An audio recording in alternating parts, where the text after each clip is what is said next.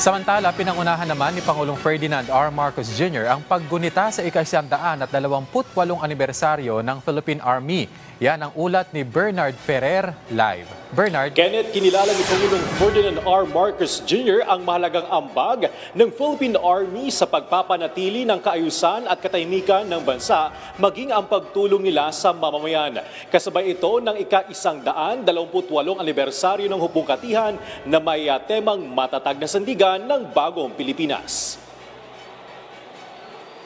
Sa kanyang tulumpati, sinabi ni Pangulong Marcos Jr. na naging haligi ng lakas at katatagan ang Philippine Army, hindi lamang sa labanan kundi sa oras ng krisis at kalamidad. Nananatili silang tapat sa kanilang tungkuling ipagtanggol ang bayan at siguraduhin ang kaligtasan ng mamamayan. Sa panahon ng pagsubok, ang Philippine Army ay hindi nanghihina, sa halip lalo itong nagpapatibay sa pundasyon ng kapayapaan at kaligtasan ng bayan. Beyond the battlefield, our soldiers have once again shown that their service extends far beyond just defense.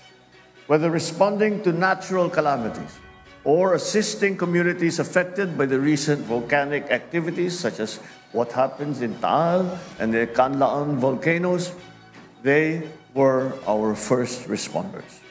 They have proven themselves to be ready, reliable, and resolute in the sworn oath to their duty to our people. Ayon kay Pangulong Marcos Jr., kung ang kahusayan ay susukatin, perpektong marka ang Philippine Army sa General Security of Military Information Agreement Evaluation. Patunay ng kanilang pagsunod sa pandaigdigang pamantayan at paghahanda sa anumang banta.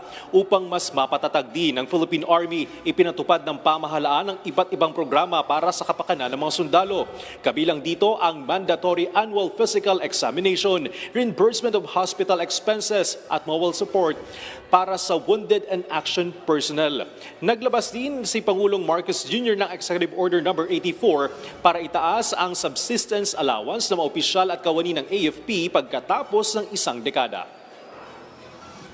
Makakatulong ito sa pagpapabuti at pangangalaga ng kapakanan ng ating mga sundalo at ang kanilang mga pamilya. Isang dekada na po ang nakalipas mula nung huling tumaas ang kanilang allowance.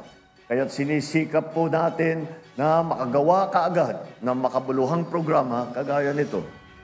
Pagamat walang makakapantay sa sakripisyong kanilang ginagawa para sa ating bansa, umaasa naman kami na maalalayan kayo namin upang magampanan ninyo ng mas mabuti ang inyong mga tungkulin.